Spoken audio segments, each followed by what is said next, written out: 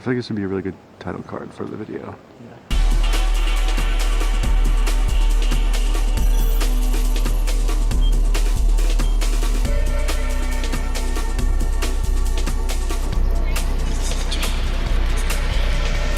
Wow. The big city. We finally made it. Montreal, Montreal, Montreal. How you doing, baby? Let me tell you what we're doing here. Me, Connor, Spiritbox, Telus Theater. We're doing it. We're seeing a band. All right, here's the backstory real quick. Connor is one of my oldest friends. We've known each other since high school, and a few years ago, he introduced me to the band Spiritbox. They quickly became one of my favorite bands, and they don't tour much, and when they do, they don't really come where I live. But by the grace of God, that tax return hit real nice this year, so me and Connor said, fuck it. Let's go to the closest concert, and that just so happened to be in Montreal. I love airports. Standing in line, finding your gate, 100 billion people getting on your plane, delayed for maintenance. Why don't they see if the plane works before they board everyone waiting 2 hours, taking off? I love airports. Day one, I land and I immediately leave the airport. I hopped in my Uber and it's time to find Connor.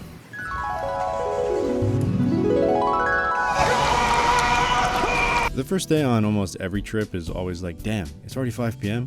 Let's just get some food, I guess. So we went down to Old Montreal and got some pasta. I am not joking. To this day, I think about this pasta. It was truly the best pasta I've ever had. Sorry I didn't get a shot of the outside and I have no idea where this place is. I am usually not a restaurant gatekeeper, so this was definitely by accident. I'm really sorry, guys. After dinner, we decided to part ways for a bit and take a nap before we took on the rest of the night. Look at this dude. Quick story, my Airbnb did not provide toilet paper. That's the whole story. Fuck that place. After my nap, we went to the Blue Dog, a small dive bar with a cool logo and a cool vibe. Unfortunately, after paying $20 coverage, we walk up to our spot and the band says, thanks for coming out, guys. This is our last song. Great, love that. So we went to another bar. It's like Spooky Island from Scooby-Doo. It was emo night here. All the emos were out. I thought they were going to play live music, but they just played songs from the speakers. So after a while, we were like, let's go get some more food. I love Mediterranean food, and so does Connor, apparently. Solid day one all around, I'd have to say. You can always be thinner, look better. Vintage shop. Fun Montreal fact. Did you know that in 2003, Montreal outlawed the production and distribution of new clothes? This led to the rise of vintage shops. The whole city is absolutely littered with them. Lucky for us, they decriminalized wearing new clothes in 2018. We did some more walking around Old Montreal. What's up, YouTube?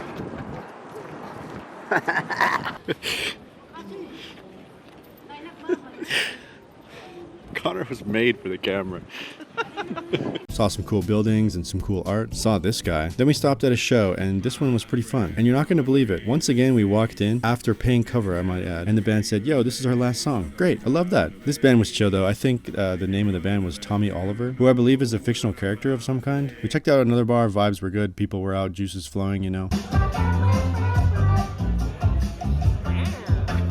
Then we ditched that bar. Connor ditched me, not in a bad way or anything. And then I found this guy. I don't remember his name. Let's call him Mr. Chess. It's 4 a.m. at this point, and we're in the middle of downtown Montreal, and we played for about an hour. Then he beat my ass because I blundered my queen halfway through the game, and I would like to say it was because I was tired, but it was definitely because I'm not good at chess. All right, day 3. Early in the day, we went to a mall. And real quick story again, I don't have any footage of this, but I was sitting outside the mall just relaxing and waiting for Connor while he was shopping. And this older guy just sits down next to me, and he's just rambling to himself. And I'm from Winnipeg, so I'm pretty accustomed to that sort of thing. But then he nudges me, like with his elbow, and he goes, hey, as if to get my attention. And I'm like, sorry, what was that? And he goes, oh, you speak German? And I'm like, what? No. He goes, oh, I thought you were German. I'm like, sorry, no, man, I'm not German. He goes, oh, I was talking to you the whole time. You ever have strangers make comments about you that just stick with you for a long time? Now I'm just walking around my daily life thinking, damn, do I look like I speak German? You know, not that there's anything wrong with that, but damn, could you guys not interpret and perceive me in a way that goes against my idea of myself? That would be cool. The day of the concert. We make our way to the venue and we're stoked. We got here early, right up front. Nothing bad could happen.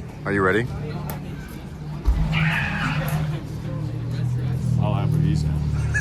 Then security comes over. Excuse me, what the actual F are you doing here, he says. This is the VIP line. You have to go stand in general entrance. Great, I love that. We were right there, bro.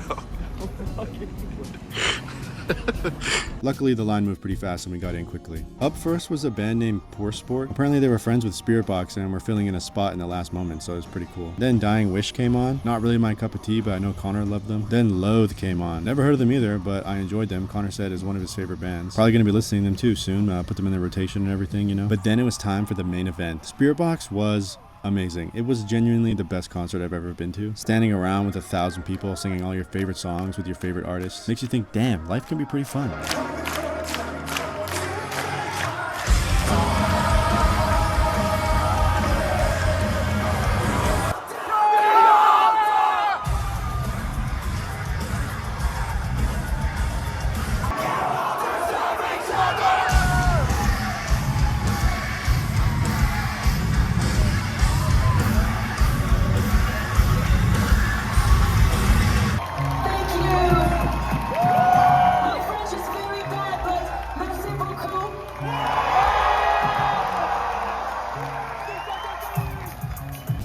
Chat français.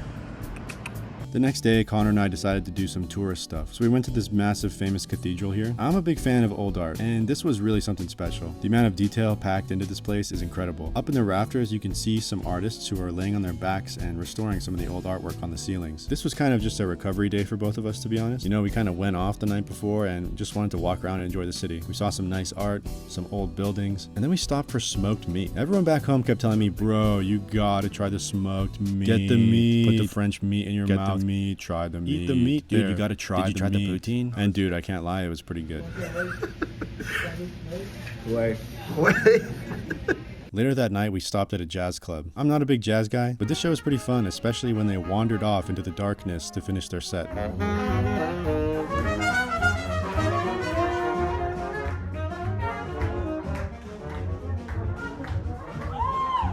The last day was sad. Both of us were having a really good time all weekend and we just didn't want it to end. So we spent most of the day just sort of longingly looking out at the city. We did get a few things done though. We checked out this pizza place that had a great deal. This pizza was like $15. Inside it was like an Italian or like Italian-American theme. I found these gender signs pretty funny, but a part of the deal was that, okay, we'll give you the $15 pizza, but you can't eat in here. It's only takeout, which, you know, okay, whatever. So we sat by the water in old Montreal and had our pizza. After that, you know, your boy had to get some knickknacks. If you saw my last video, you guys know I love collecting little trinkets. So we went to this souvenir shop and I picked up some funny stuff for myself and my family. Bro's tweaking.